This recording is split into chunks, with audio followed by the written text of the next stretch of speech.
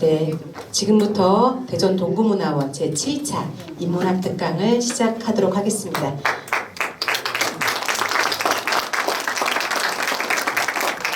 안녕하세요. 오늘 사회를 맡은 동구문화원 인문학 포럼 사무국장을 맡고 있습니다. 조미정 인사드리겠습니다.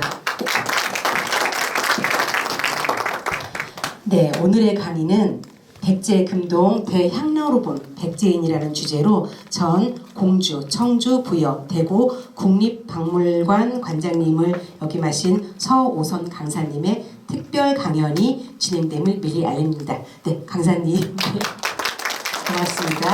우리 본 행사에 앞서서 축하 공연 먼저 들어보도록 하겠습니다. 오늘의 축하 공연은 신바람 아코디언 연주단으로 윤여정 선생님 외 11분의 선생님으로 구성이 되어 있고요. 신나고 즐거운 아코디언 합주가 있겠습니다.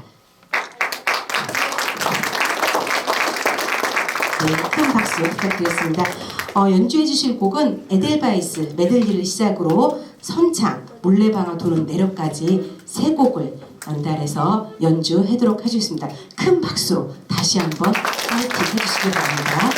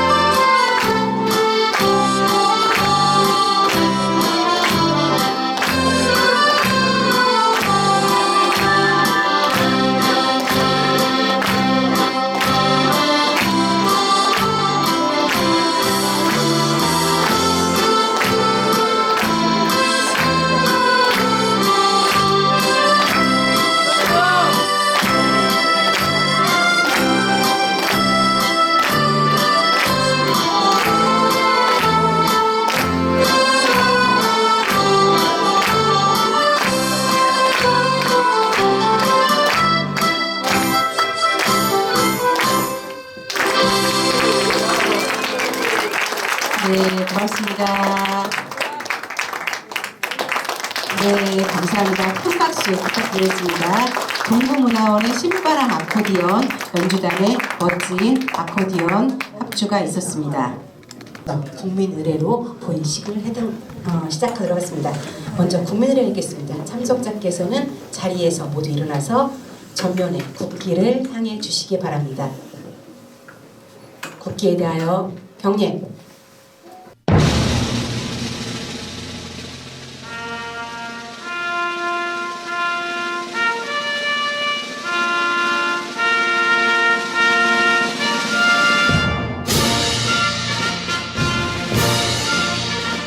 나는 자랑스러운 태극기 앞에 자유롭고 정의로운 대한민국의 무궁한 영광을 위하여 충성을 다할 것을 굳게 다짐합니다.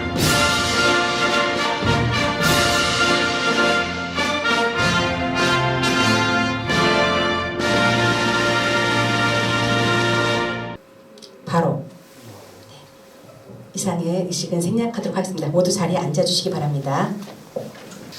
먼저 이번 행사를 빛내주기 위해서 참석해주신 내빈 여러분들을 소개해드리도록 하겠습니다. 한 분 한 분 제가 소개해드릴 때마다 큰 박수로 환영해주시면 감사하겠습니다.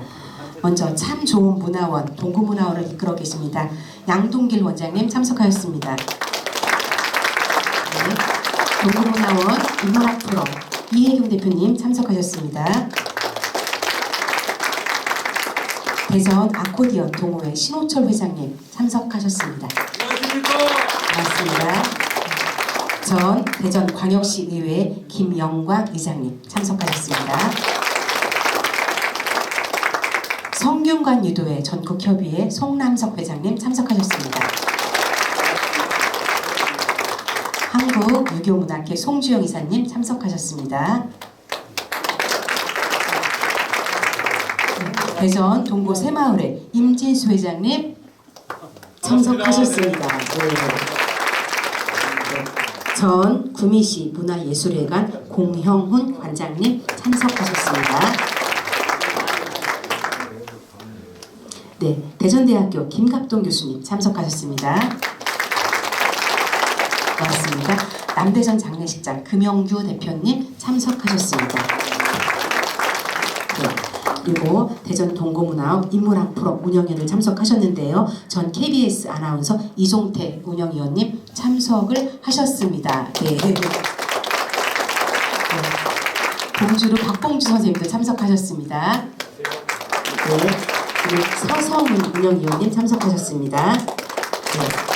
우리 보광사 주지스님 참석하셨습니다. 네. 참석해주신 모든 분들께 진심으로 감사드립니다. 다 함께 오늘의 행사를 위해서 모두 다 같이 크게 박수 한번 쳐주시고 행사를 시작하도록 하겠습니다. 네. 이어서 인문학 프로 이혜경 대표님의 개회사가 있겠습니다. 네, 여러분 반갑습니다. 오늘이 벌써 7차 특강이 있는데요. 정말 바쁘신 와중에도 모여주신 거 감사드리고 대한민국의 미래가 바로 이것이 아닌가. 인문학에 관심을 갖는 시작이 참 중요할 것 같습니다. 제가 아침에 TV를 보니까 노인성 치매에 대해서 나오더라고요. 알츠하이머라고 하잖아요. 그거를 예방하기 위해서는 뇌의 어떤 노화의 속도를 늦춰라. 늦추는 방법은 무엇일까요? 자, 오늘 박수도 많이 치셨고 오늘 인문학 특강 들으시면 아마 뇌가 활성화돼서 뇌로빅, 뇌 더하기 에어로빅이 뇌로빅인 건 다 아시죠? 오늘 힐링하시고 재미난 시간 갖고 또 뇌로빅 할 수 있는 그런 시간 되시기 바랍니다. 여러분 반갑고 다음에도 꼭 좀 참석해 주시기 바랍니다. 감사합니다. 네, 고맙습니다. 네, 그 다음에 우리 양동길 동구문화원장님의 축사 들어보도록 하겠습니다.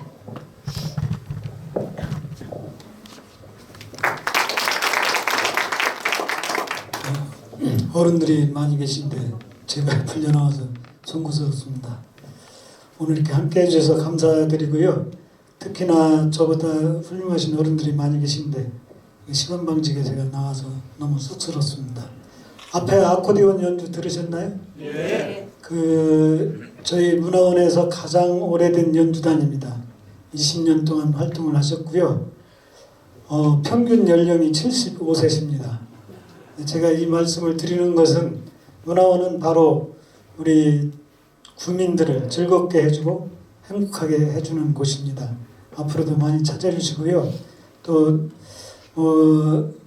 그걸 다중지능 이론이라고 그러는데 우리가 이렇게 할 때에는 모든 사람이 상대적으로 우월한 어떤 거 잘할 수 있는 걸 가지고 있다고 이렇게 얘기를 합니다. 누구나 다 마찬가지다. 내가 다른 사람보다 잘할 수 있는 걸 갖고 있다. 그것을 지금 연재 드셔서도 찾지 못한 분들이 많은 것 같아요. 문화원에 오시면 찾을 수 있습니다. 문화원에 오셔서 내가 잘할 수 있는 걸 다시 한번 찾아보시는 그런 기회가 됐으면 좋겠고요. 오늘 저희 문화원 재정이 형편없어서 이런저런 일들을 하려면 대단히 어려움을 겪게 되는데 그런 어려움 약간의 어떤 걸 가지고 흔쾌히 승낙하시고 오늘 강의를 맡아주실 서호선 박물관장님께 감사드립니다. 너무너무 고맙고요. 오늘 또 강의 들으시면서 저희가 인문학 강좌를 하고 있는 이유가 요즘에 다 느끼고 계시다시피 우리나라 사람들이 성찰이 없는 그런 국민이 되고 만 것 같아요. 성찰하지 않고 살다 보니까 이거 무슨 막 날도둑문 같은 사람들이 정치한다고 전부 나서가지고 의원되고 이런 때가 보면서 너무 안타깝게 그지없습니다. 그런 것을 바로잡을 수 있는 것이 바로 정신문화라고 생각을 합니다. 그래서 인문학 강좌를 이어오고 있고요. 이것이 이제 활성화되려면은 많은 사람들의 참여가 필요합니다. 오늘 오신 분들께서 그 마중물이 되어져 주셨으면 참 좋겠습니다. 그 활성화돼가지고 우리 동구에 사시는 모든 분들이 아름다운 세상, 멋진 삶을 살 수 있도록 되었으면 참 좋겠습니다. 강사님 고맙습니다. 또 함께해 주신 여러분 정말 감사합니다. 고맙습니다. 네, 감사합니다. 네, 이상으로 1회 행사를 일부 행사를 종료하고요. 백제 금동 대향로로 본 백제인이라는 주제로 전 공주, 청주, 부역, 대구 국립박물관 관장이신 서호성 강사님의 특강을 들어보겠는데요. 그 특강에 앞서서 잠깐 선생님을 소개해드리도록 하겠습니다. 서호성 강사님은요, 충남대학교 대학원에서 한국사를 전공하시고 한국사 석사로 우리나라의 많은 지역 박물관 관장님을 역임하시면서 전통문화 발전을 위하여 선구자적 역할을 하셨습니다. 이번에 동구문화원 인문학 특강을 백제 금동 대향로로 본 백제인이라는 주제로 꼭 필요한 강의로 듣고자 모시게 되었습니다. 전통문화유산 발전을 위해 헌신하고 계신 우리 강사님 모두 큰 박수로 모셨으면 좋겠습니다. 강사님의 강의 들어보도록 하겠습니다. 예, 반갑습니다. 서호서입니다. 사실은 저는 이제 충남대 다니면서 나중에 이제 고고학 쪽으로 빠져들었습니다. 남의 무덤을 평생 파고 먹고 살고 있습니다. 지금도 이제 백제문화재연구원 해가지고서 발굴 조사를 하고 있는 그런 조그만 법인체를 가지고 있는데 여전히 지금도 땅 파먹고 살고 있습니다.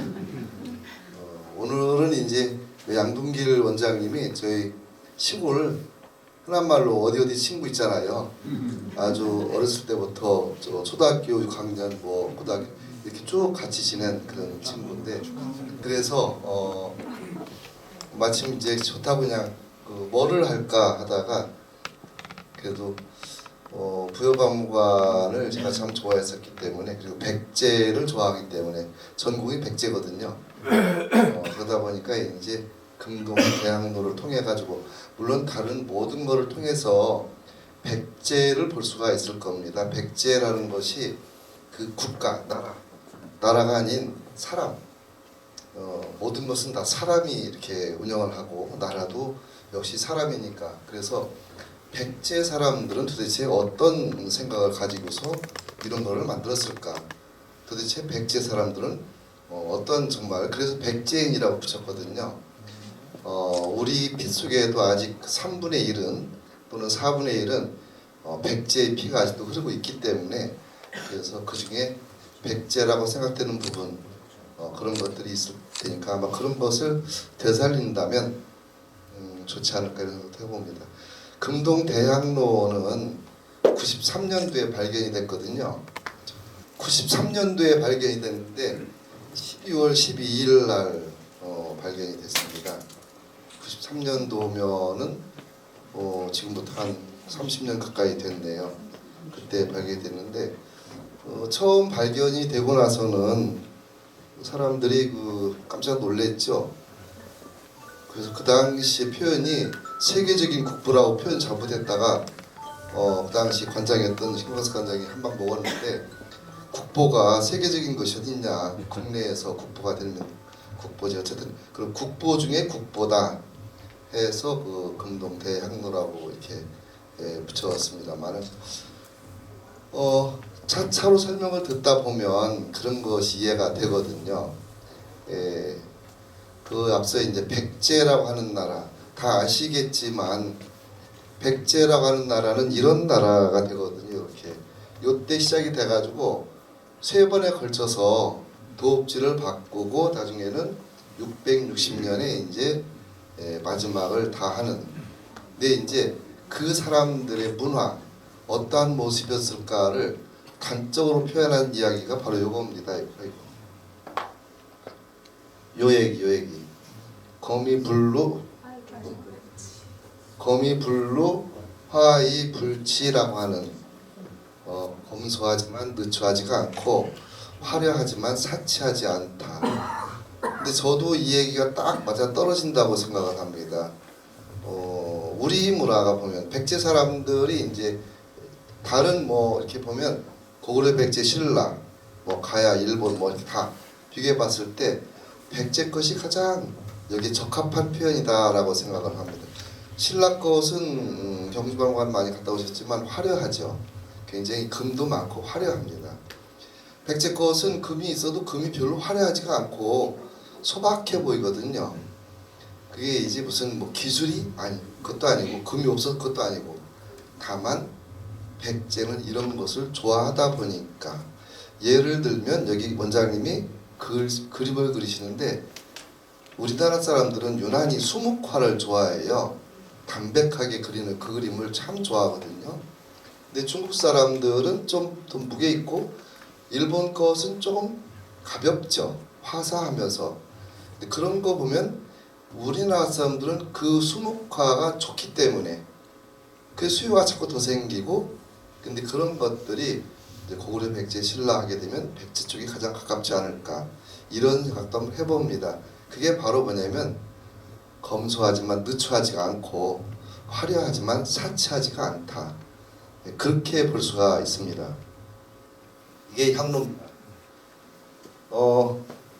향로가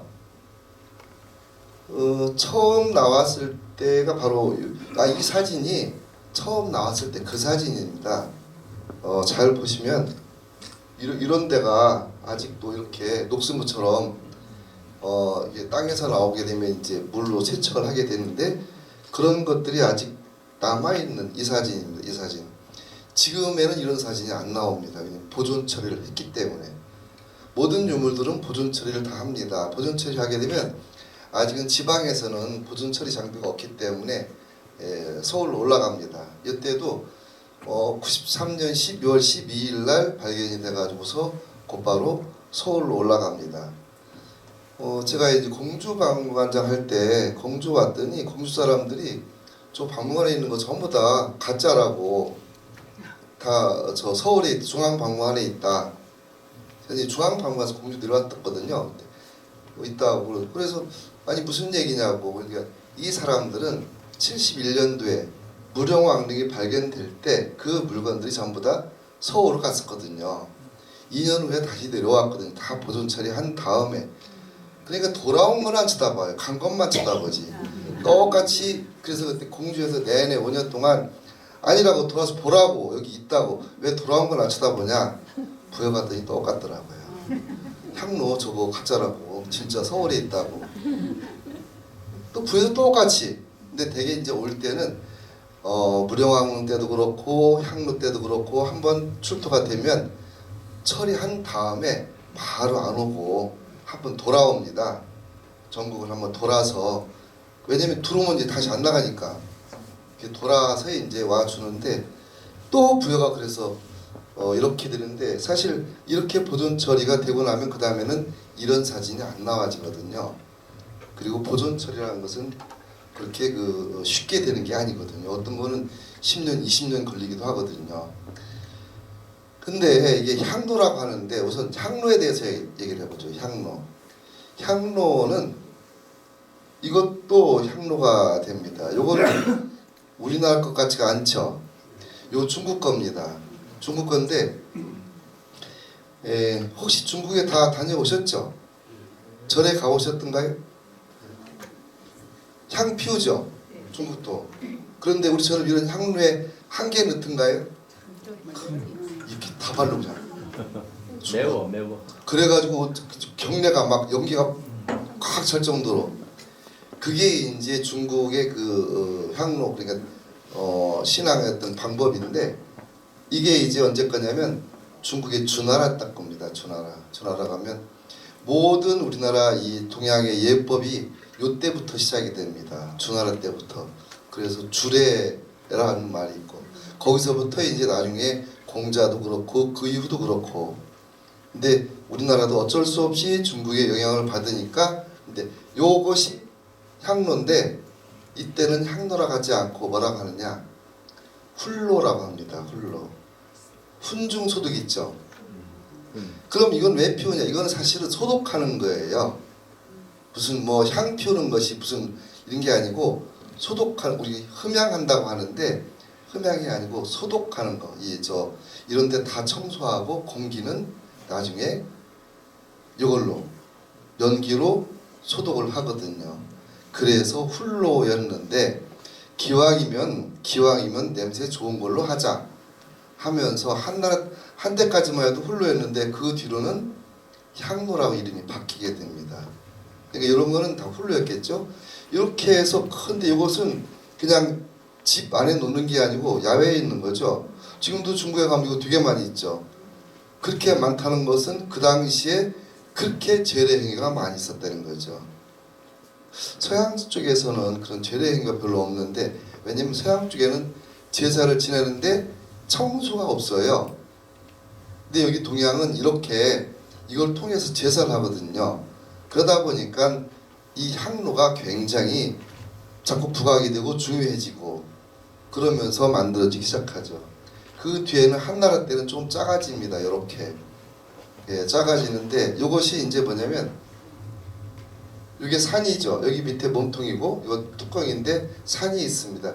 박산이라고 합니다. 이게 한나라 중국 한나라 때 건데 가장 많이 유행할 때는 이런 형식이 유행이 많이 되는데 박산이라고 신선들이 사는 산 그게 이제 박산입니다. 박산 어디 있냐면 동해바다 한가운데 있답니다.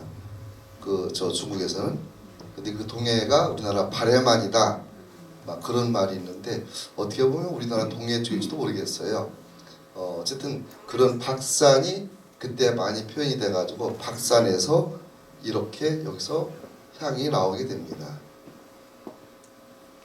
이것도 이제 근데 이거 지나면서 점차 형식이 바뀌게 되죠. 주나라 때는 커다란 이렇게 아까 요거 같은 경우는 이런데 무늬가 있는데 이런 것들이 되게 도철무늬라고 해서 쇠를 먹는 그런 상상의 동물들이고 짐승이거든요. 그런 무늬를 하는 것이 점점점 바뀌어서 신선들이 머물고 있는 박산으로 밑에는 한번 더 나가게 되면 이제 이렇게 새가 이렇게 받치고 있는 꽃이 받치고 있고 위에는 산이 있고 이렇게 이게 이제 반 있는데 요거는 점차 이제 발달하는 과정 속에서 받침하고 뚜껑 그리고 하늘 이렇게 자꾸 구분이 됩니다. 구분이 되면서 여기에 가면 여기는 되게 물이 차게 되고요. 그리고 여기 몸통이 되고 여기가 상층부가 되고 여기 꼭지가 생겼네. 요거는 되게 수나라 때 만들어집니다. 중국도 이제 이때쯤 되면 중국에서는 이렇게 도자기 종류로 바뀌어요. 근데 백제가 요즘에 해당되는데 아까 우리 백제 거는 향로는 금동이었거든요. 도자기가 아니고 한나라 때까지만 해도 동으로 만들었습니다. 중국에서. 그런데 삼국시대 와서는 우리나라 삼국시대 와서는 거기는 이제 동이 아니고 이렇게 도자기로 바뀌는데 우리는 여전히 동으로 만들면서 금동이 되는데 문제는 이게 처음에 나왔을 때 중국 것이다 아니다 백제 거다 이런 말들이 있었는데 왜냐하면 이런 예가 없으니까요. 백제도 다른 신라나 고구려도 이런 예가 없고 향로 나온 예가 근데 나중에는 아무리 봐도 중국에 이런 게 없으니까 중국서도 이거 우리 자기들 거 아니라고 결국은 백제에서 만들면 됐는데 그 백제에서 만드는 것이 나중에 지금도 그렇지만 저건 대단한 거다라고 알려지는 거죠. 여기 보면 부소산이 있고 여기가 여기다 여기 능살리인데 어디서 나왔냐면 요게 나성인데 여기서 나왔거든요. 여기가 이제 능살리. 그러니까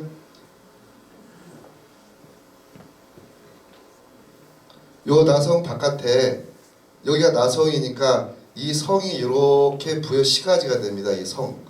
이 나성은 뭐냐면 서울에 사대문이 있죠. 사대문 안이 성이고 사대문 밖은 거기는 도읍지가 아니죠. 사대문 밖에는 지금 서울에 왕릉이 다 어디에 있죠? 예, 사대문 밖에 있습니다. 그러면 태릉이나 광릉이나 이런 것도 광릉 말고 또 이런 건 어디 정릉 이것도 다 사대문 밖이에요. 시가지가 커져서 그렇지. 경주는 시내 복판에 무덤들이 있죠. 그거 만들 때 경주 시가지는 거기가 아니고 월성 내에 있었거든요. 그게 점점 커져가지고 시가지가 들어가서 그렇지. 부여도 마찬가지. 이 사대문 안에는 이 나성 안에는 무덤이 없습니다. 나성 바깥에. 동양에서는 산자와 죽은 자를 구분합니다. 산자는 시내에 있지만 죽은 자는 산으로 가죠. 그래서 산수라고 하죠. 근데 이제 요 시내 바깥에 두는 여기가 가장 가까이 왕릉이 있어요. 근데 왕릉이 있으면 왕릉에 종종 제례행위를 해야 한단 말이죠. 여기 제례행위 이루어지는데 여기가 처음엔 논바닥이었어요. 그러니까 여기가 사람들이 자꾸 오니까 저기를 주차장 만들자. 그래서 주차장 부지하기 위해서 예산이 내려와가지고 뭐 그래도 파보자. 혹시 그냥 만들면 안 되니까 좀 파보자. 팠더니 생각지도 않게 절터가 나왔고 그 절터에서 또 생각지도 않게 정말 아까 얘기했던 국보 중에 국보가 발견이 됐던 거죠. 백제가 말이죠. 뭐가 나오면 사람들이 별로 안 믿어요. 처음에 무령왕릉이 나왔을 때 저거 다 가짜다. 저기 어떻게 백제가 저런 걸 만드냐. 중국 거다. 묘하게 백제가 뭐만 나오면 그래요. 그게 71년도에 그거 나왔을 때 그래서 그럼 니네 만들어 찾아보라고 어디 가서. 일본에서도 그 무령왕릉 치서 그거 니네가 만드는 거 아니냐. 뭐 모델이 있어야 만들지. 근데 그렇게 이제 하는데 요거 나왔을 때도 똑같습니다. 저거 가짜 같다 또 했다 이런 식으로. 그러니까 자꾸 백제는 뭐하면 비하를 해요. 어쨌든 간에 이게 나오고 난 뒤에 놀란 거죠. 정말로 진짜네. 그러고 난 다음에 이제 주차장 얘기는 쏙 들어가고 이거를 여기서 발굴이 끝날 게 아니고 계속 돼야 되는데 예산부터 확보해야 되겠다. 그래서 그 다음에 몇 년, 한 3, 4년 더 이상 발굴을 계속해서 전물을 밝히게 됐죠. 이 절터였고 이 절터는 이 왕릉을 지키는 정릉 고구려 같은 경우는 정릉사라고 하거든요. 왕릉을 지키는 그런 절로서. 근데 그 절에 공방지가 있는데 이게 절터거든요. 이렇게 땅 팠더니 여기가 탑자리, 여기가 금당자리, 그러니까 여기가 이제 대웅전이라는 그런 자리, 여기가 강당자리, 여기 요 자리가 좀 독특한 자리죠. 요 자리는 뭐였냐면 공방, 능에서 제례를 하려면 뭐가 필요할 거 아니에요. 많이 제기도 만들고. 그래서 여기가 공방터가 있었어요. 제가 이거 향로가 발견되기 한 4, 5일 전쯤에 갔었거든요. 현장을. 근데 이제 발굴했던 그 친구한테 여기 잘 파보라고 했는데 여기가 이렇게 있는 게 여기 지금 여기 이렇게 됐거든요. 여기 시커멓죠. 여기가 빨갛고 불 먹은 자리예요. 여기가 뭐였냐면 우리말로 대장간. 아이고. 이게 이렇게 해서 불을 피워가지고서 여기서 막 불을 높인 다음에 여기 앉아가지고서 꺼내가지고서 녹여서 두드린 다음에 여기는 물구덩이. 물을 이렇게 지금은 뭐 별도로 이제 용기가 있지만 그 당시는 땅 파놓고 물 담아놓고 식혔다가 이렇게 계속 이거를 여러 번 해야 되겠죠. 두들 때마다. 그러니까 대장간 자리거든요. 이렇게 이 자리가. 그 여기저기 막 불 먹은 자리가 있고. 근데 여기서 나왔어요. 여기서요. 향로가. 누구도 예상하지 않은 것이 여기는 절에서도 별로 사용하지 않는 한쪽에 공방터였고 공방터도 아무것도 없는 물구덩이였는데 근데 이제 이게 딱 그 덮여보면 물구덩이는 수성이 돼요. 흙이 진흙이 돼가지고서 이렇게 파면 진흙 속에서는 안 썩어요. 사람이 진흙 속에 묻히면 안 썩어요. 청개구리가 자기 어머니를 진흙에 묻었죠. 지금도 거기 있어요. 아마 비라가 됐을지 모르겠다. 하여간 그렇게 안 썩는데 여기도 안 썩거든. 진흙도가 있으면. 그래서 나도 이제 그 친구한테 후배니까 여기 유기물질 나올지 모르니까 한번 조심하는데 유기물질이 아니고 가장 단단한 향로가 여기서 나온 거예요. 이렇게 해요. 이것도 저녁 오후 늦어져 가지고 꼭 보면 뭐 나올 때 보면요, 이게 날 저물려고 할 때 나온다든지 발굴비 다 떨어져 가지고 이제 그만 끝내려고 하는데 나와가지고 돈은 없는데, 이것도 딱 그때 12월 12일이면 아시겠지만 12월 달 되면 다 모든 공사 끝나거든요. 돈 다 떨어졌는데 이게 이제 나오면 어떡하라고. 그래서 이제 이거 나오고 나니까 골치 아파진 거죠. 이제 기분은 좋은데 관장들은 뭐가 돼? 돈이 문제예요. 어떡하지? 큰일 났다. 나왔는데 이거를 덮을 수도 없고. 그래서 그렇게 되면 이제 그때부터 이제 여기저기 가서 예산 좀 달라고 뭐 이렇게 하는데, 이렇게 나왔거든요. 넘어진 채로 깊이가 한 이 정도, 물 웅덩이니까 꽤 깊어요. 50cm 이상. 거기에 이렇게 넘어진 채로 출토가 됐는데, 그 당시에 이렇게 보면 요것이 이렇게 넘어졌죠. 뚜껑은 이렇게 있고. 제가 이제 고고학을 하게 되면 고고학은 뭘로 얘기하냐면요, 흙으로 얘기를 해야 돼요. 이게 어떻게 넘어졌다, 그럼 어떻게 처음에 있었겠는가, 그리고 요거를 그냥 넣었을까 아니면 보자기에 쌌을까, 이런 거 다 찾아야 되거든요. 그러려면 하세월이 되죠. 붓 가지고 이렇게 하고 있죠. 그래서 사람들이 그러지, 참 한심하다, 붓 가지고 언제 파냐. 근데 그거 안 밝히면 나중에 또 그래요. 발굴 잘못했다고, 왜 그거 붙잡고. 사실 그런 것들이 무령왕릉 때도 그래가지고 하룻밤 만에 팠다고 그 양반 돌아가셨지만 또 지금까지도 욕먹고 있거든요. 김월룡 쌤이라고. 근데 어쨌든 간에 이렇게 나왔는데, 이게 몸통이고 이게 뚜껑이죠. 여기 뚜껑이 이렇게 여기는 이제 몸통이고 요겁니다. 이제 요거는 저 보존 처리한 거고. 그래서 옆에서 보게 되면 이렇게 봉황이 한 마리가 있고, 여기에 용이 있고 몸통이 있고 뚜껑, 여기 가운데에서 이걸 들으면 이렇게 해서 뚜껑이 열리게 돼 있죠. 이렇게 됐는데, 이제 요것이 이제 이 속에 이제 이걸 파고 들어가야 되거든요. 땅을 팠으면 또 유물을 얘기를 해야 되는데, 고고학하는 사람들은 일단 땅을 파면서 뭘 보냐면 이게 왜 여기 들어갔을까. 보면 엉망으로 들어가 있잖아. 이게 이 향로가 이게 보통 향로가 아니고, 왕이 자기 조상, 그러니까 왕릉이죠. 선대 왕릉에 제례 올릴 때 그때 쓰는 향로거든요. 날마다 쓰는 게 아니고. 그리고 이제 그 향로가 이런 물구덩이에 들어가서 나왔단 말이죠. 요렇게. 그래서 생각이 뭐냐면 이날이 백제 최후의 날이었다. 이게 바깥에 지금 잘 보여 생각하시면 저쪽에 지금 당나라 군대하고 신라군이 왔어요. 이렇게 해요. 시가지를 막 들어와 이렇게. 여기는 지금 아까 부여의 동쪽이거든. 저쪽 강에서 올라오면 막 함락돼가지고 도성이. 그러면 여기 있던 스님이라든지 지키던 사람은 절에서 뭐가 가장 중요할까? 시골집에 불나면 뭐가 가장 중요할까요? 네, 그래서 옛날 할머니가 다듬이들이 가장 중요하니까 다듬이들 들고 나오죠. 그 무거운 다듬이들 할아버지한테 혼나죠. 타지도 않은 거 왜 들고 나오고? 아, 그런 거 갖다 놀어. 이번에 갖다 놀어 이제. 그런데 이제 요렇게 갖다 놓을 가장 중요한 거 보니까 금두기 향로예요. 이거를 묻어야 되는데 묻을 수가 없어.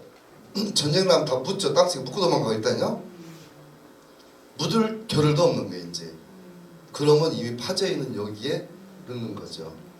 흔한 말로 우물 속에 집어넣는 거죠. 우리도 그랬죠. 6.25 때 그런 사람들 많이 있었죠.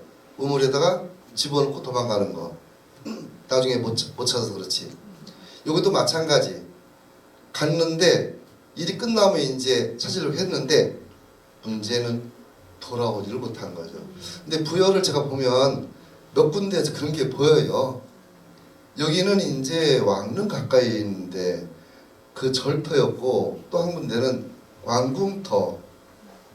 왕궁터에서 그때는 제가 이제 발굴했었는데 그릇이 쭉 포개가지고 이렇게 묶어놓죠. 이렇게요. 끈이로 새끼줄 같은 걸로. 그래서 이렇게 보관했는데 이게 넘어진 거예요. 근데 그 그릇이 지금까지 나온 백제 토기 중에 가장 최상급에 해당되는 겁니다. 왕궁이니까. 이렇게 넘어진 채로 그냥 그대로 발견이 됐는데 이것을 아무도 가져가지 못한 거죠. 그날도 백제 최후의 날. 그러니까 그게 이제 이거 넘어지는 날 향로는 물속에 담겨지던 그날 양쪽 다 아무도 거기를 와보지를 못하고 그냥 그대로 그러다가 나중에 발굴할 때 당시에 나오게 되는 거죠. 무령왕릉 발굴 때도 마찬가지. 무령왕릉은 처음에 다른 얘기입니다만 한 번 들어가서 왕이 그 다음에 2년 3개월 후에 다시 왕비가 들어갔어. 그 뒤는 조용했죠. 그리고 이제 71년도에 처음으로 뚜껑 열렸죠. 문 열렸죠. 여기도 마찬가지. 그때 붙이고 나서는 그리고는 조용히 땅속에서 위에서는 계속 천 몇백 년 동안 농사 져먹었어요. 사람들이. 예, 계속 그것도 모르고 그 밑에 있는 거 모르고 알지도 못하고.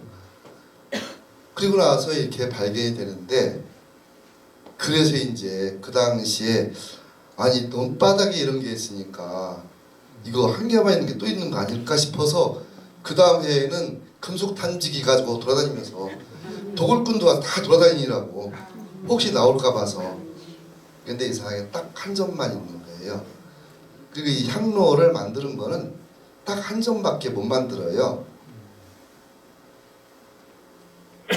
이게 주물이거든요. 주물할 때는 틀이 있어야 돼. 틀. 그 틀을 이걸 만들려면 주물 사락에서 모래로 처음에는 이 파라핀 같은 걸로 형을 똑같이 만들어요. 그리고 앞뒤로 모래를 다 이렇게 꽉 누른 다음에 뜨거운 샘물을 흘러내리면 그게 녹으면서 고차를 채우는 거거든요. 그러면은 이렇게 쏙 빼야 되는데 이건 빼올 수가 없죠. 이런 데가 있으니까 결국은 거푸집은 다 부셔야 되거든요. 한 점밖에 못 만드는 거거든요. 한 점 만들었는데 나중에 이제 또 보겠지만 이렇게 보면 자 다음 거 볼까요? 근데 이렇게 모티브가 요 보면 용이 저는 요걸 얘기할 때요 상상을 해보라고 해요. 아까 박산이 어디에 있냐면 동해바다 한가운데 있죠. 동해바다 한가운데 그 파란 물이 있고 어느 날 이렇게 섬이 솟아올라서 거기에 신선들이 사는 산이 솟아올랐어요. 저 바다 밑에는 물의 왕 용이 소용돌이 치고 있고 그리고 박산 위에는 3000년 만에 나타난다는 봉황이 내려와 앉아요. 이렇게 다소곳이 앉았거든요. 여기는 박산이니까 신선들이 있는 곳이고 여기는 물 위에 뭐가 있냐면 연꽃이 활짝 폈어요. 이렇게 연꽃이 활짝 피고 그 위에 이렇게 있고 그 연꽃 위에는 각종 상스러운 기란 그러한 짐승들 동물 상상의 그런 것들이 하나하나 다 앉아있고 여기 사이사이도 있고 이런 상황인데 이런 것이 아이디어가 그러면 어떻게 나왔을까? 사실 있는 거 보고 만들기는 쉬운데 없을 때는 아이디어를 내야 되잖아요. 그랬을 때 이런 아이디어를 만드는 것은 역시 그 사람들의 평상시 저게 있어야죠. 무령왕릉에서 나온 유물 중에 보게 되면 이런 게 있어요. 이게 무령왕릉 탁잔이라고 해서 받침이 있고 잔이 있고 뚜껑이 있어요. 여기 보면 여기에는 물속에 사는 것들이 이렇게 쭉 있고 그리고 여기는 여기 산이 있죠. 봉우리가 3개 있는 삼산봉이 있고 그 사이사이에 봉황이 날아다니고 제일 위에는 연꽃이 있어요. 천상세계죠. 연꽃은. 이제 요게 이제 있으니까 이것이 어떻게 보면 그 당시의 아이디어 힌트가 될 수 있어요.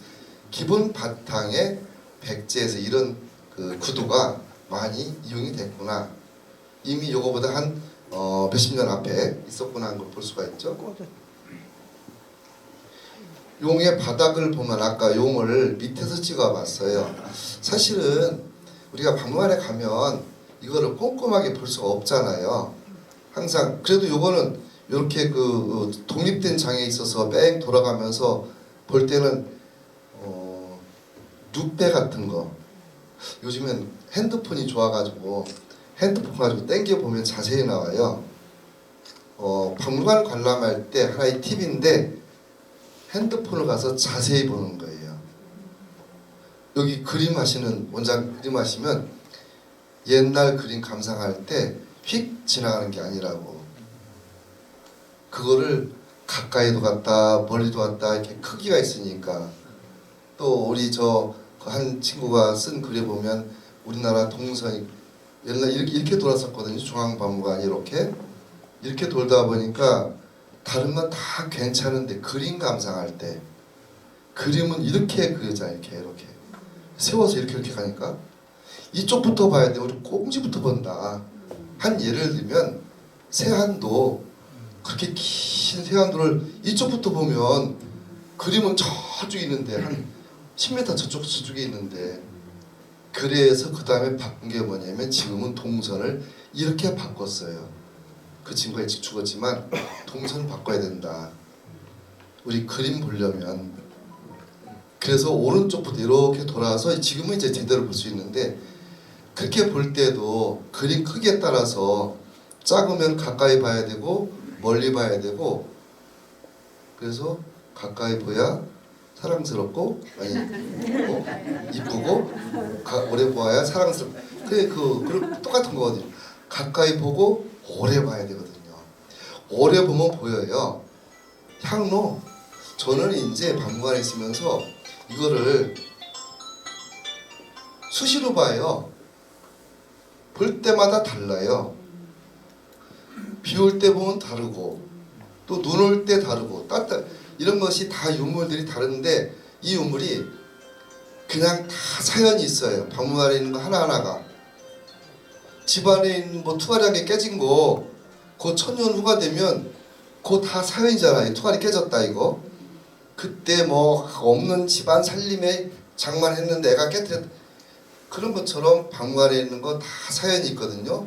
그거를 내 걸로 만드는 것 이게 진정한 관람 방법이거든요. 그냥 쓱 지나가면서 아 좋네. 그래서는 근데 그 만든 사람하고 나하고 요걸 통해서 공부를 하는 겁니다. 인문학이 아까 얘기했지만 인문학은 그거거든요. 이거를 통해서 이거 만든 그 당시하고 내가 지금 이야기를 그 사람이랑 나랑 이야기하는 거 요게 이제 인문학인데 이러다 보니까 상상의 나래를 피우는 거예요. 다시 한번 얘기를 해볼까요? 여기서 보면요. 지금 여기에 봉황이 있고 여기 용이 있습니다. 용은 뭐가 있어야죠? 여의주가 있어야 돼요. 여의주. 용의 여의주는 없어요. 어디냐? 여기 있어요. 여기 밑에. 여기 한 손 용이 발이 4개죠. 그 중에 한 개는 들어 올려서 이렇게 여의주를 받으려고. 근데 여의주 어디 있냐면 요 봉황 바로 밑에 여기 이렇게 여기다 이렇게 가슴 이렇게 예. 자세히 보여드린다면 여기죠. 예. 여기 있거든요. 요것이 내려가야 돼요. 또르르 흘러가지고서 그럼 언제 내려가죠?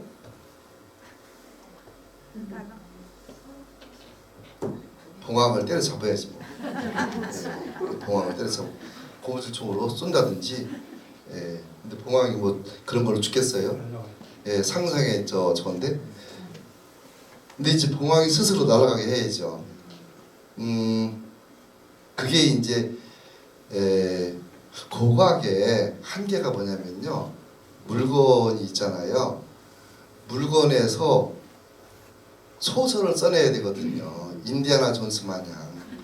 이걸 보고서 소설을 써내는데 그 소설이 가장 잘 어울리는 것이 정설이 돼가거든요. 누구도 본 적은 없으니까 아니 1300년, 1400년 전에 이거를 누가 본 사람이 있어야죠. 어떻게 썼는지를. 얘도 없고. 그래서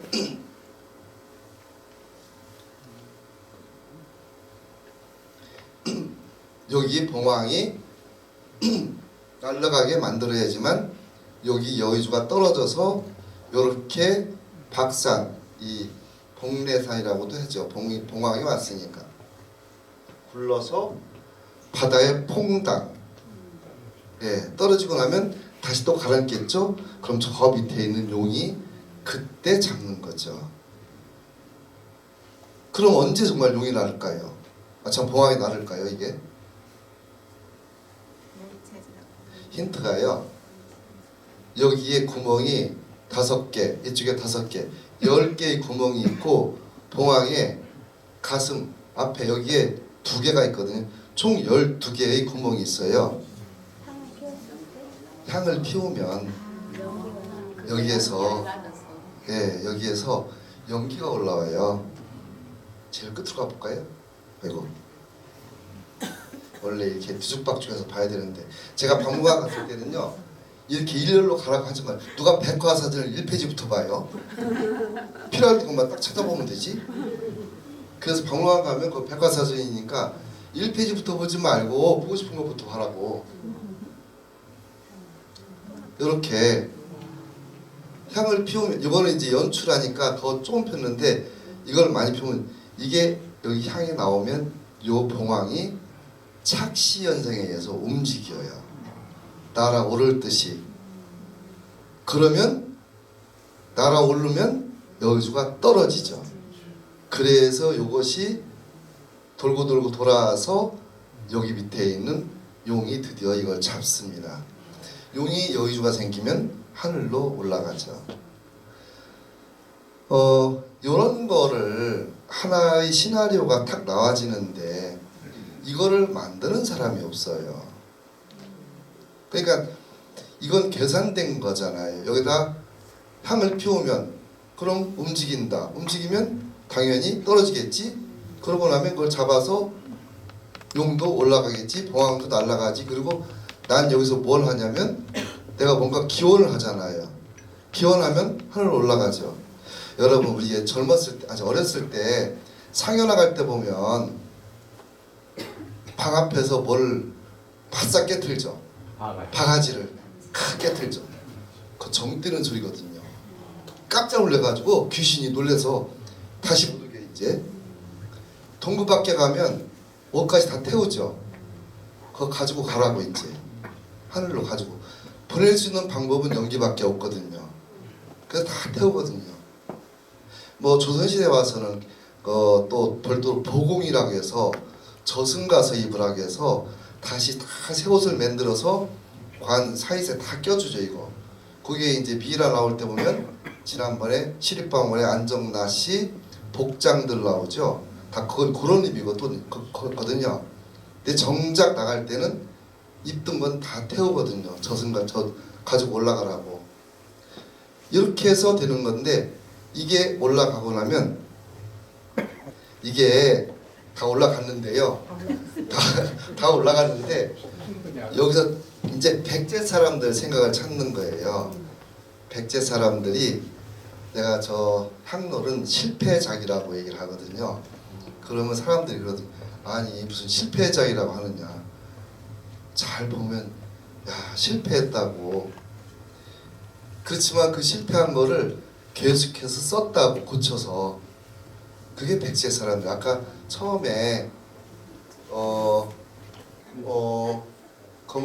검소하지만 누추하지 않다 그 얘기. 그게 아까 향로가 이렇게 대단하죠. 잘 보면 실수투성이에요. 만드는 과정에서 구멍이 너무 작아서 이게 안 올라와. 연기가 다 꺼져. 실제로. 네, 그렇죠. 그래서 어떻게 했느냐, 막 뚫었어요. 신경질적으로. 그래서 아까 저 향로를 가서 보실 때는 이거 땡겨서 보시라고 그 향로 구멍 있는 쪽을 잘 보면 보여요. 이렇게 막. 그리고 불을 떼가지고 거기가 깜장이 시커멓게 붙여 있거든요. 그러니까 그거는 처음에는 구멍을 했어. 10개를 했는데 너무 작아. 그러니까 이게 다 안 되는 거예요. 이제 그렇게 만들었는데, 그러면 되게 처음에 다른 나라 같은 경우는요, 그거 다시 만들려고 해요, 왕이. 당연하지. 저게 아니 납품, 우리도 지금 납품 줬는데 그렇게 해서 가져가 봐요. 안 받을 거 아니야. 안 받아. 이거 다시 만들어 오라. 이게 무슨 얘기냐고. 그렇죠, 빠꾸죠. 근데 이제 그거를 왕이 잘 보니까 뭐 쓸만하네 뭐. 그렇죠. 예. 아니 또 그렇지, 구멍 연기만 나오네. 연기만. 이게 종 같은 건 안 돼. 종은 소리가 있어서 소리가 깨진 소리가 나요. 이거는 연기만 나오면 되잖아. 연기 구멍 뚫으면 되지. 그거 왜 새로 만들어? 그렇죠. 이게 백제 사람이라는 거죠. 그러니까 그거를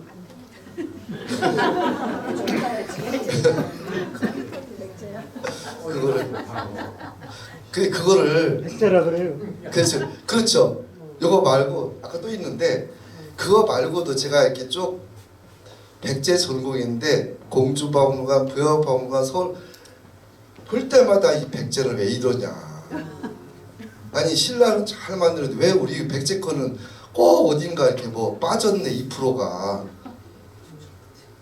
나중에 알았어. 아, 이게 빠진 게 아니고 오히려 이걸로 인해서 새로운 걸 만들 수 있는 창의성이 나온다. 그렇죠. 이게 원래 장남은 다 키워보셨죠? 장남 잘하면 교수 되든지요, 아니면 야 아버지처럼 돼요. 저 계속 조지거든. 셋째 놈은 집 앞에 사장 돼요. 말 안 듣거든. 백제는 셋째 놈이에요. 처음부터 네가 알아서 해. 난 향로 만들려고 했지 어떻게 만들려는 얘기는 안다. 저 만들었어. 네, 나왔네. 예. 그래서 잘 만들려고 했는데 이게 아까처럼 구멍이, 이 뒤가 이제 구멍이 여기 보이네. 여기 요거 여기 있죠. 이게 아랫줄 구멍, 윗줄 구멍인데 되게 이거 뒤로 안 보이는 쪽으로 했어요. 그래서 정면 안 보여, 옆에서 봐야지만 이렇게 보이는데 잘 보면 엉망이죠. 이렇게 막 뚫어 판 것이. 그러니까 이게 보면, 근데 아까 또 뒤로 볼까요? 여기 요거 있죠. 요거 원래는 꽃잎 한가운데 이걸 다 배치했어요. 이게 이거 할 때는 하나하나 다 만들어서 거기다 파라핀 같은 게 붙이는 거거든요. 붙이고서는 다시 녹이는데 붙였는데 조금 지나고 나니까 흘러내려서 이쪽으로. 그러니까 가운데 아니고 쳐졌어요. 이게 한 6군데가 있어요. 그러니까 만들어 6군데가 이렇게 됐으니 이거 그렇고, 또 여기도 뒤도 보면 이렇게 가로장을 뿔 양쪽 가로장을 되는데 이것도 펴지거든요. 펴지지 않게 이런 부분이 보이고 하다 보니까 요만큼 여기서 이만큼 나왔거든요. 이렇게요. 예, 가운데 있어야 되는데 또. 그리고 이제 요 점에서는 그런 것들이 여러 부분에서 이게 뭔가 잘못됐다. 납품은 도저히 안 되겠다. 그래서 연기나오에 만드는 거죠. 만약에 종 같았으면 다시 만들었을지도 모르죠. 근데 이게 그렇게 해서 하니까 연기가 잘 나오거든요. 그런데 또 재밌는 것은 이 절터에서 나온 것 중에 결정적인 것이 요거예요. 요거. 이게 그 다음 해에 아까 향로가 나온 그 다음에 계속해서 또 땅을 팠어요. 파가지고 전모를 밝혔는데 처음에는 향로가 거기밖에 없었는데 그 다음에 전면 조사를 해보니까 절이 나오고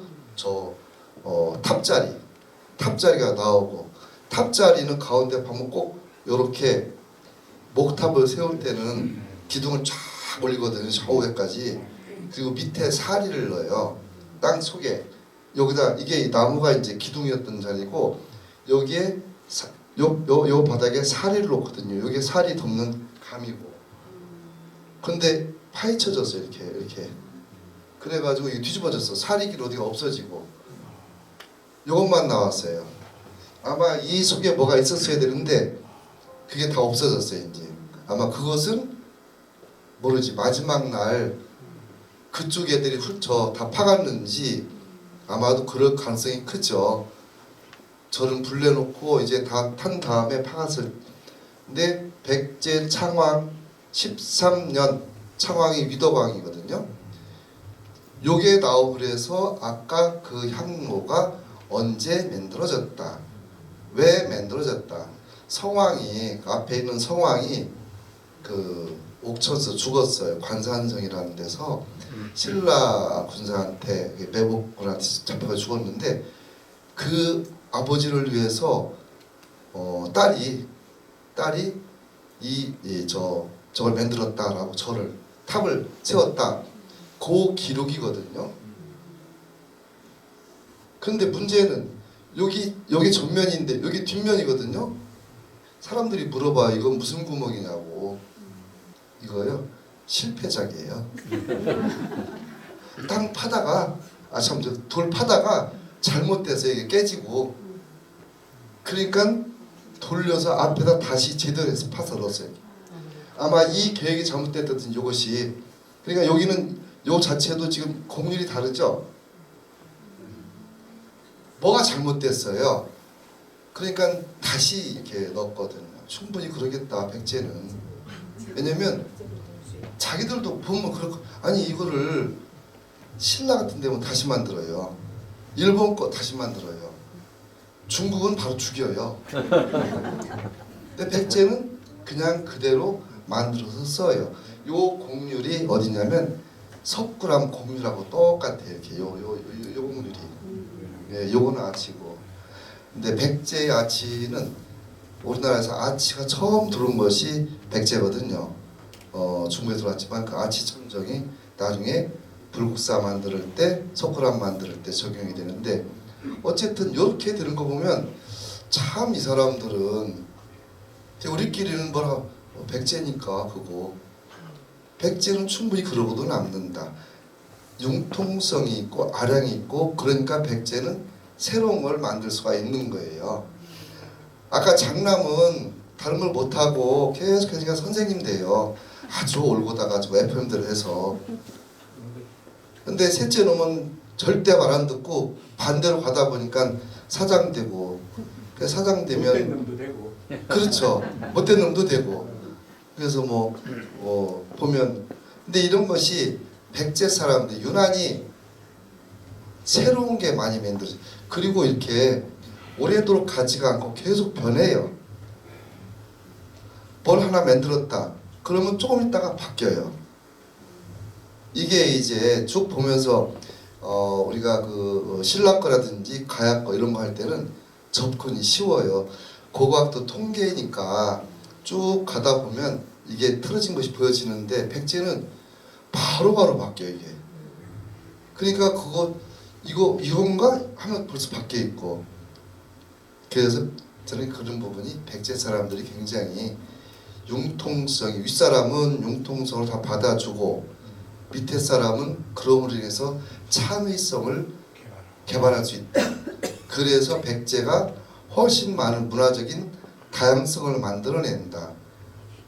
경주에서는 그런 게 안 보이는데 이쪽에서 계속 이 축적량이 보면 경주 1000년하고 백제 100년, 125년 요 축적량을 보게 되면 경주가 엄청 많은데 이 다양성 보게 되면 경주는 그렇게 많지가 않아요. 백제는 이건 많지 않은데 굉장히 종류가 많아. 숫자는 적은데. 그래서 그런 것들이 백제인들이 할 수 있었던 게 이제 제가 이렇게 보면 향로를 보면서 처음에는 정말 대단하다 했는데 자꾸 보다 보니까 그런데 왜 이렇게 여기는 구멍이 이렇게 엉망일까? 그리고 이것도 왜 이렇게 됐을까? 저 사리감도 저게 지금 저게 다 국보거든요. 사리감도 왜 뒤다 모두가 물어봐요. 저거 왜 저렇게 됐냐고. 근데 대답은 그래요. 그러니까 백제죠. 경주 박물관에 가면 답변을 할 수가 있는데 백제는 답변이 안 돼요. 그거 왜 그러냐는데 그거 뭐 알 수 있나 뭐. 아 나도 못 봤다고 왜 그러는지. 근데 그런 것들이 자꾸 무령왕 거 보게 되면요. 금으로 장식을 했어요. 특히 그 장례, 상장례는 여관에서 안 바뀌는 것이 상장례거든요. 그런데도 바뀌어요. 무령왕 벽돌무덤 그거 공주에 지금 3개? 4개? 벽돌무덤 그렇게밖에 없거든요. 그 다음에 뭘로 바꿨냐? 돌로 바꿨어요. 그게 벽돌 그거 전부 다 만들려면 숫자 다 세가지고서 만들려면 보통 일이 아니거든요. 근데 보니까 우리나라는 돌멩이 참 많잖아요. 산에 가면 산돌, 판판한 돌 그거 가지고 똑같이 만들어요. 그게 금악동 고분 같은 게 그런 거예요. 그 다음에는 뭐냐? 이거를 꼭 우리가 아치를 고수해야 되겠는가? 큰 돌로 막자 해서 오각형 나오고 지붕이 계속 바뀌어요. 그래서 백제 무덤 연구는 전부 다 지붕 가지고 연구를 해요. 신라나 가야에는 아무것도 그냥 속에 있는 알맹이 가지고 모양 똑같으니까 이거는. 근데 백제는 계속 거기서 바뀌어. 그러다 보니까 건축술이 백제가 뛰어나요. 어떻게 하면 이 집을 질 때 천장이 가장 힘들잖아요. 어떻게 하면 요거를 조릴까? 고구려도 이게 단순한 방법인데 백제는 이걸 가지고 아치도 만들었다 다시 육각형 만들었다 이번 맛배로 갔다가 에이 그냥 평천장으로 가자. 이 다양한 변화를 모색하거든요. 계속 그러니까 그걸 노력하는 거죠. 그런 속에서 마지막에는 가장 간편한 게 나와요. 장식은 없어요. 근데 사실은 장식이 있고 기능이 있다면 기능은 충실히 따라요. 아까 향로가 연기 안 나오는 향로는 아무 의미가 없죠. 연기가 나와야죠. 예, 그러니까 연기가 나오려면 장식은 필요 없. 처음엔 장식을 했는데 멋있게 했는데 보니까 연기 안 나오네. 에이 구멍 뚫어. 연기 나와야죠 연기. 그 기능만큼은 철저하게 따라가는 거예요. 그러다 보니까 장식도 따라서 바뀌어져요. 결국은 뭐냐면 아량성을 주라는 얘기죠. 직장 상사가 맨날 밑에 쪼이기만 하면 그 사람들 다른 거 못해요. 맨날 그것만 듣지. 내버려 놀려놓으면 알아서 아이고 나 돈값을 해야 돼 해서 새로운 걸 만들어 오거든요. 그게 줄 수 있는 기회인데 그런 거를 그렇다고 농땡이 치면 안 되지만 네. 그런 것들이 백제에서 이미 그러다 보니까 이런 산성 보면 백제 산성이 제일 많이 무너져요.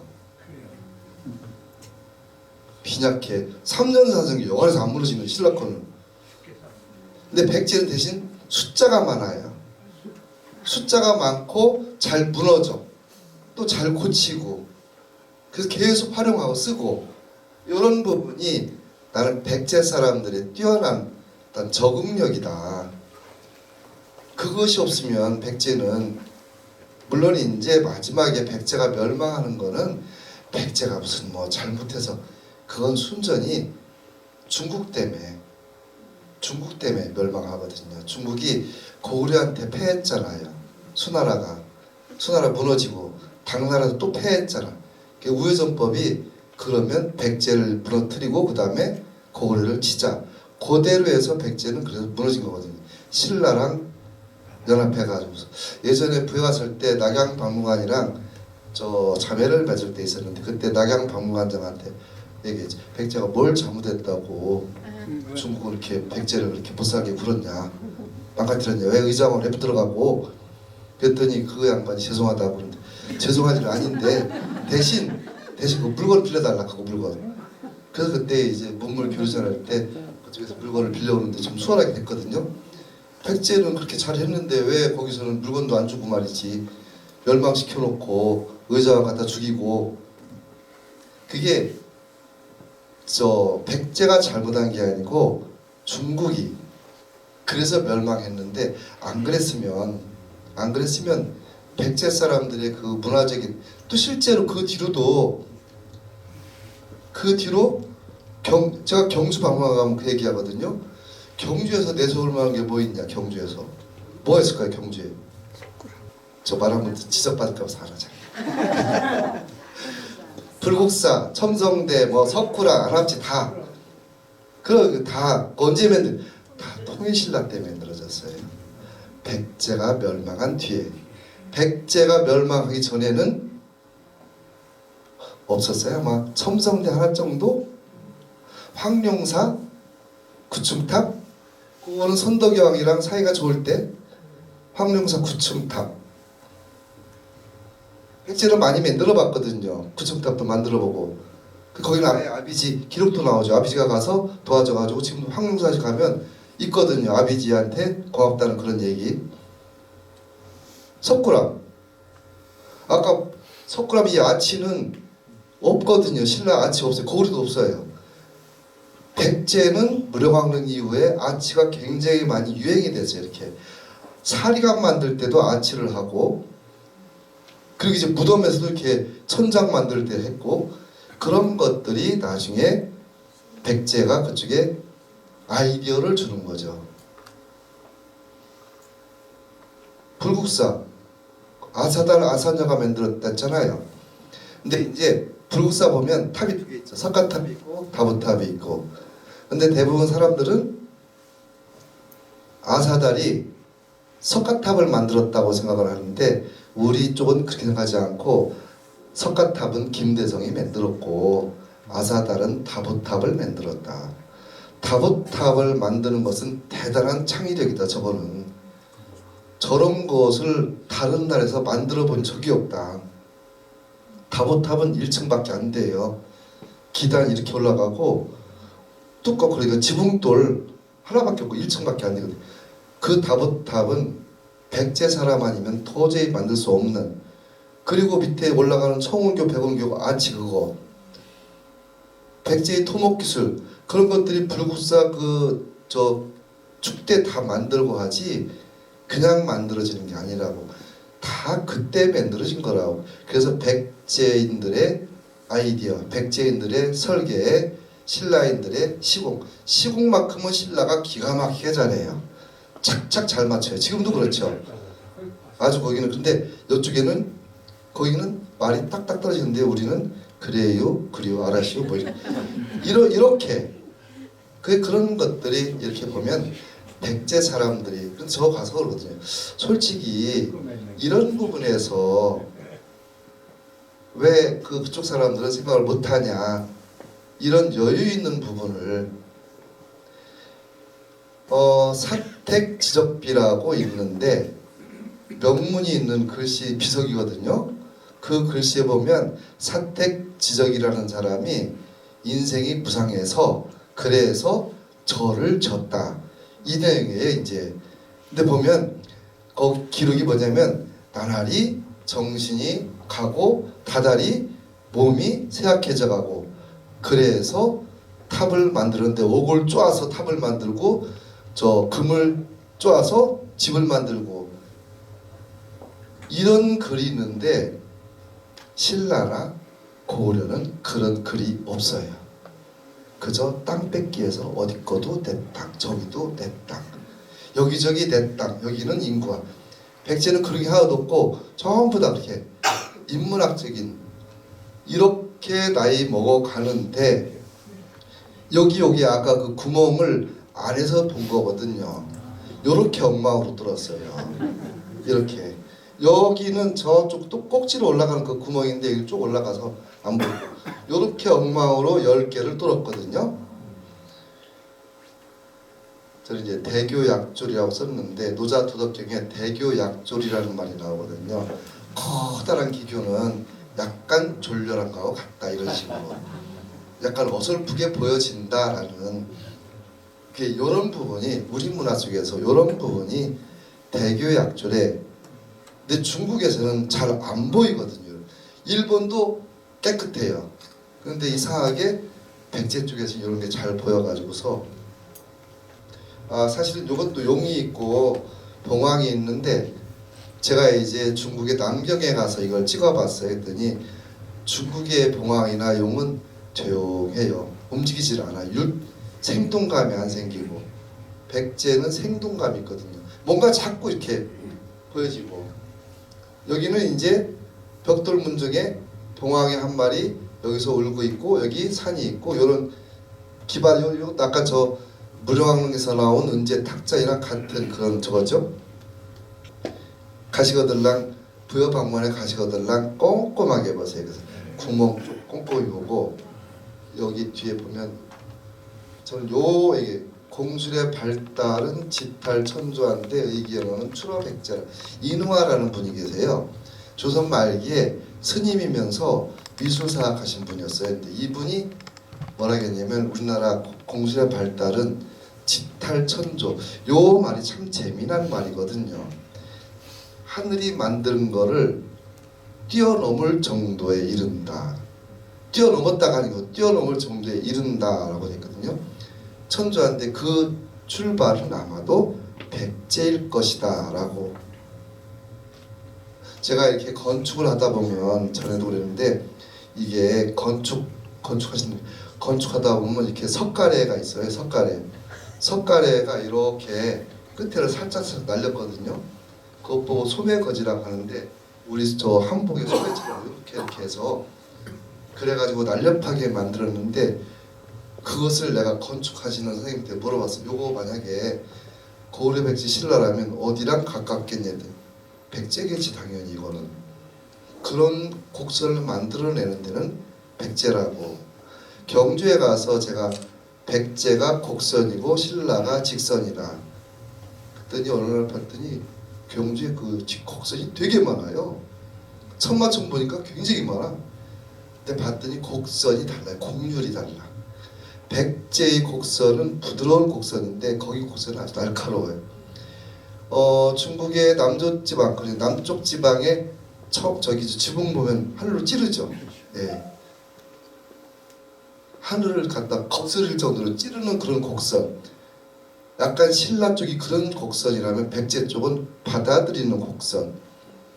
그래서 동양 삼국의 지붕 곡률을 한국의 지붕은 이렇게 받아들이는, 빗물을 받아들이고, 중국 거는 찌르고 일본 거는 약간 거부하는, 약간 곱사등 마냥 이렇게 바뀌기 때문에 그게 자연스럽게 우리 문화에 포함이 되는 거죠. 이게 문화재를 통해서 문화까지 가지는 우리 사람들의 생각, 우리 동네 사람들의 생각, 이런 것들.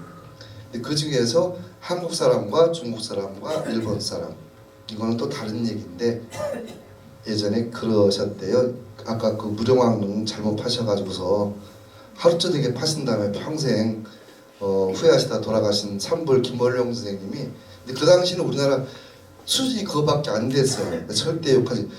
고각 수준이 그거밖에 안 되는데 최고의 사람이 그거밖에 못했는데 다른 사람이 있으면 더 망가뜨렸다. 근데 이제 그분이 하신 말씀이 삼국의 문화를 비교를 하는데 중국은 사대부집의 규수, 그리고 한국은 여염집의 안악내, 일본은 주막집의 기생. 예, 그렇게 했는데 딱 그게 맞는 것이 그 삼국의 문화적인 차이가 우리나라는 여염집의 안악내 수구덤하니 큰 멋도 없으면서 멋이 있고 또 은근히 이렇게 저것도 있고 일본 거는 화사해요. 일본이 서양 문명에 쉽게 다가갈 수 있던 게 뭐냐면 그 화사함이었거든요. 임진왜란 지나고 나가사키항 열릴 때 일본 도자기가 우리 도공들이 갔잖아요. 그쪽에 우리 도공들이 거기 갔다가 거기서 일본 취미에 맞게 화사하게 바뀌었더니 그게 유럽에 바로 먹혀 들어간 거죠. 근데 중국은 이건 이제 저 사대부의 규수, 이렇게 인간미가 안 생기는 그런 것들이 중국이고, 그래서 가장 보면 동양 삼국 중에서 우리가 그래서 아까 수묵화라는 것도 나오고 그런 것이 뿌리가 어디로 가느냐? 추로 백제 그 연호는 그렇게 가지는. 근데 그러다 보니까 백제 찾아보니까 아까처럼 무령왕릉 금리싸기가 기본은 8입인데 오리다 보니까 11입까지 나오거든. 꼭 8입이라고 했어도 오리다 보니까 9입 쓰고 10입도 사용하고 11입까지 나. 내가 공주방만한테 세봤거든.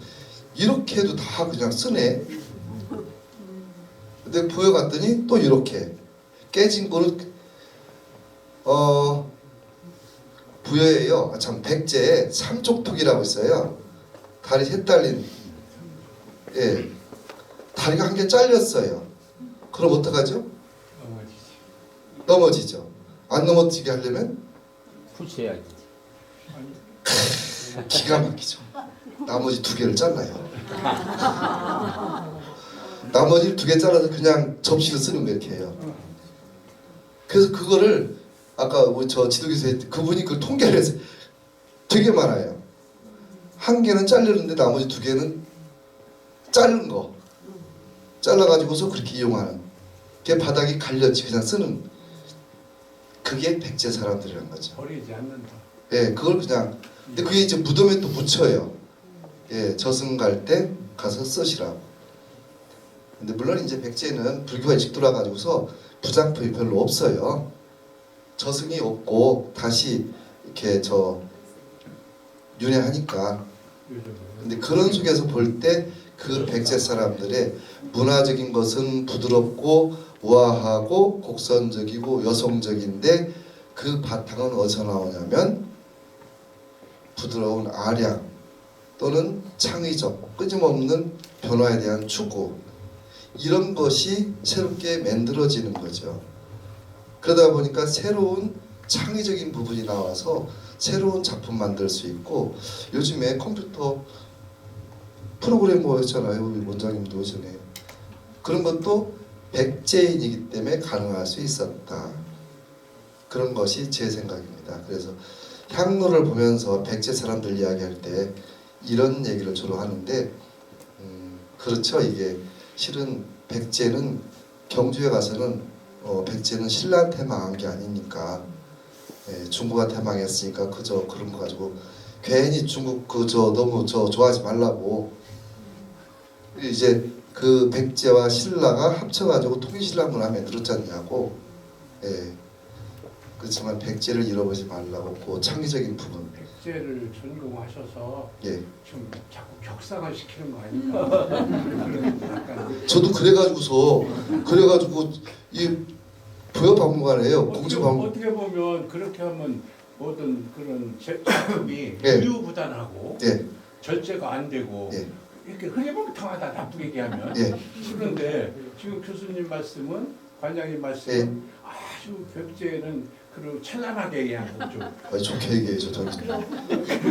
저 경주 가면 오늘만큼은 백제 선전한다고 했는데, 그런데요, 백제를 전공한 사람이 많지 않다 보니까 현재 부여관장, 공주관장 다 외지 사람이에요. 충청도도 좋아요. 그래서 성격도 아니 현재 백제를 공부한 사람들이 없어서.